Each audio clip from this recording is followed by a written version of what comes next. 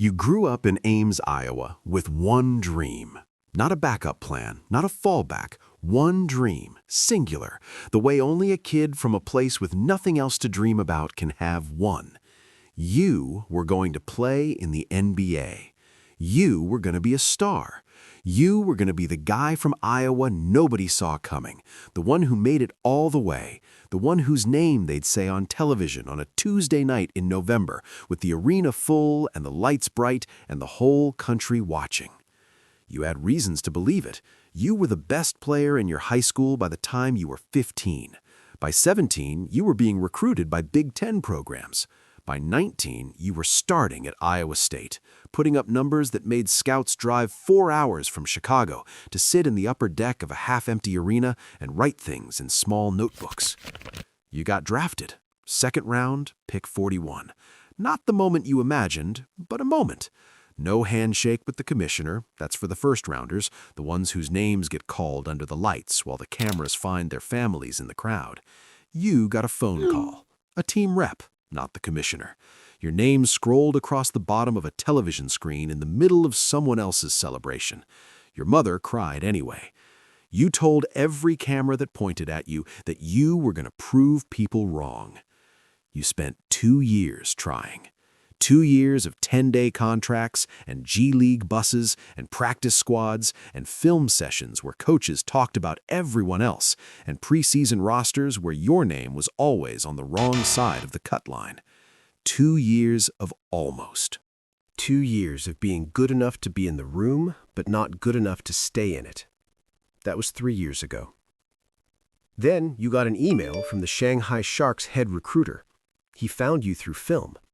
He had seen your college tape, your G-League numbers, a highlight clip someone had posted on a basketball forum. He said the Sharks wanted a guard who could score, handle pressure, create off the dribble. He said the CBA was serious basketball. He said the money was real. You did not reply the same day. You sat with it for a week. You told yourself you weren't done with the NBA. You told yourself this was giving up. Then you looked at your bank account. Then you looked at your basketball, worn down to almost smooth on one side from the hours you'd put into it. Then you thought about Ames, Iowa, about the gym at your high school where you used to stay until the janitor turned the lights off, about what it felt like to be the best player on the floor, about how long it had been since you felt that, you replied. You land at Pudong International Airport on a gray afternoon in October. Shanghai from the air recalibrates your sense of scale. You have been to New York. You have been to LA. They did not prepare you for this. The city spreads to every horizon, towers and elevated highways and rivers cutting through districts each bigger than any city you grew up near. You press your face to the window and think, I have no idea what I'm doing. And underneath that, quieter, something that feels like excitement you're not ready to admit to yet. A team representative named Wei meets you at arrivals. He guides you through 2 hours of Shanghai traffic that is its own education. Construction cranes on every skyline, neon signs and characters you cannot read, street vendors and luxury boutiques on the same block. A man on a bicycle threading through 6 lanes of standstill traffic like he has done it 10,000 times. The Sharks put you up in a serviced apartment in Pudong, floor-to-ceiling windows, a view of the skyline that on clear nights looks like something from a movie. It is nicer than anywhere you have ever lived. You stand at that window the first night and think about Ames and feel 2 things that don't have a clean word between them. Something like grief, something like relief. Practice starts the next morning at 8 a.m. The facility is serious. Full regulation court, weight room, film room, training staff. This is not a novelty league. The Sharks have been around since the early 1990s. They play in the Pudong Yonshen Stadium. They have a history. Their colors are orange, white, and blue, and the Shark logo is everywhere. On the walls, on the equipment, on the warm-up gear they hand you on your first day with your number on the back. Your number is 8. You pull that jersey over your head in the locker room and something settles in your chest that had been unsettled for 2 years. Your Chinese teammates are curious about you. Not in an unfriendly way, in the way of people who have heard things and want to see if they are true. Basketball players communicate through basketball. This you know.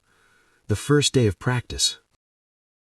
You touch the ball 3 times in the opening drill, and by the third touch, the gym has gone slightly quieter because you're fast in a way that translates across every language basketball is spoken in. By the end of the first week, you are not a guest, you're a teammate. You're allowed on the floor for 1 quarter at a time under CBA rules. Each team can use up to 4 foreign players per game, 1 per quarter, which means every minute you play is rationed, deliberate, loaded with expectation. There's no easing in, no building gradually into a rhythm. You check in and immediately the tempo shifts because the coaches have built the game plan around what you do, and the crowd knows it, and the other team knows it, and you know it.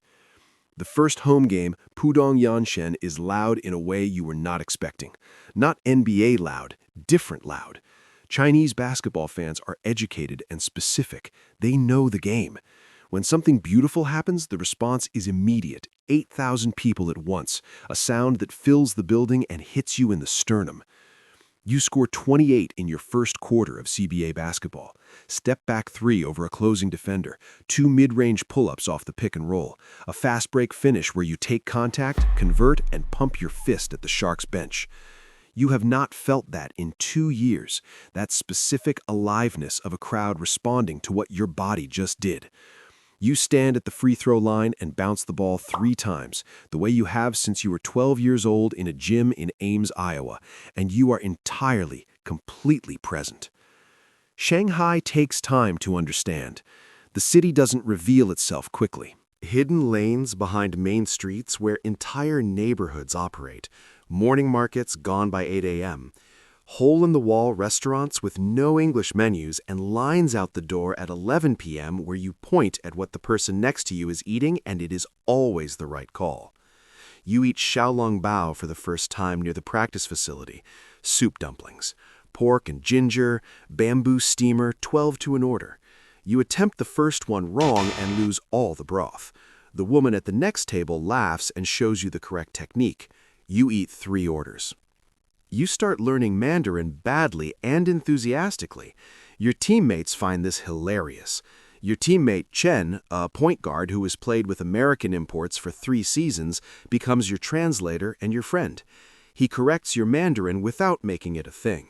At a team dinner, his mother refills your bowl every time it reaches half empty, which is constantly, because the food is extraordinary. You are, for the first time in your professional life, somewhere that wants you, not as potential, not as a project, as the player you already are. You are dominating. That is not arrogance, that is what the numbers say.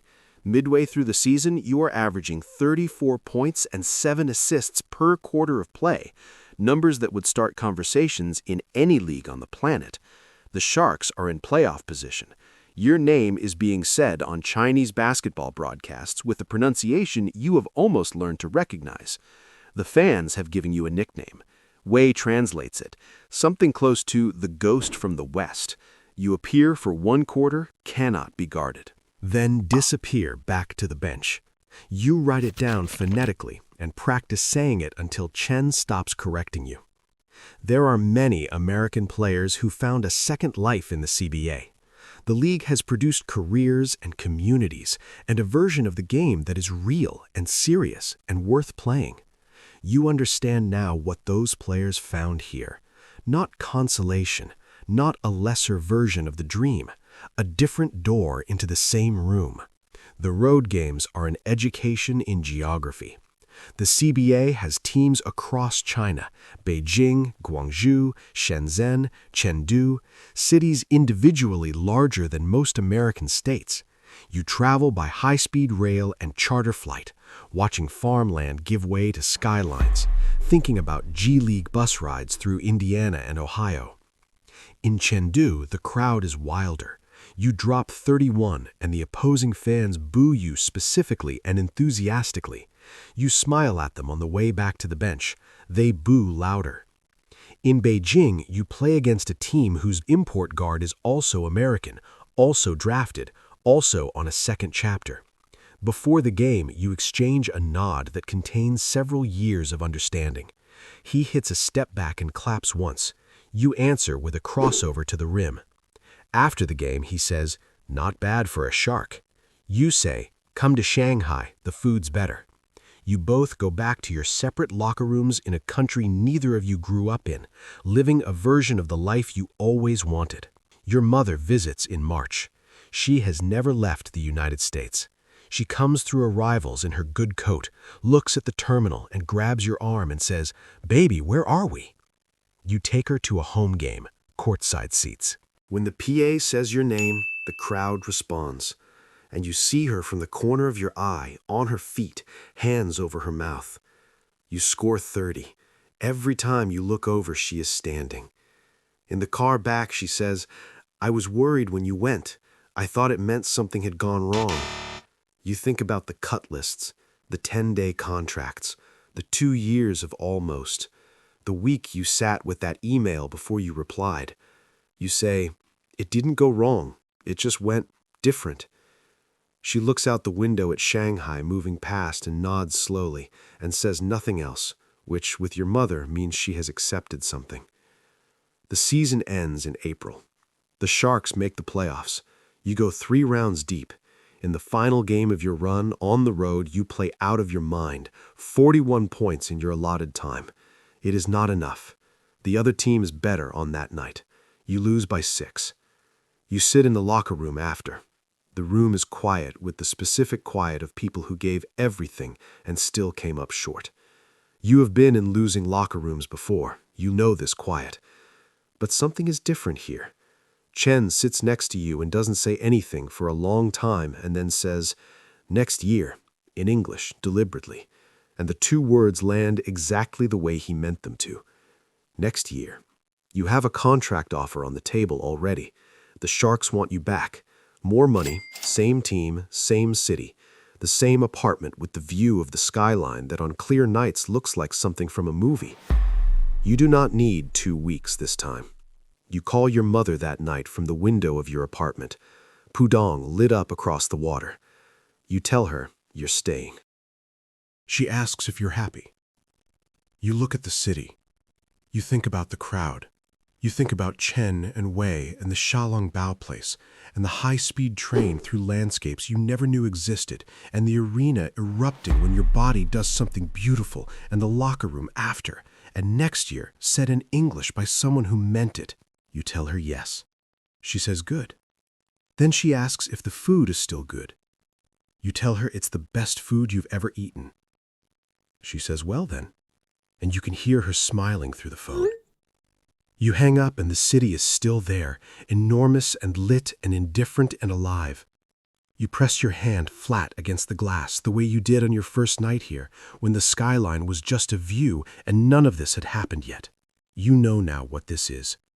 You know what you found here in a city 12 time zones from Ames, Iowa, in a league most people back home have never heard of, wearing number 8 for the Shanghai Sharks in orange and white and blue. Not everything you dreamed. Something different. Something real. Something yours.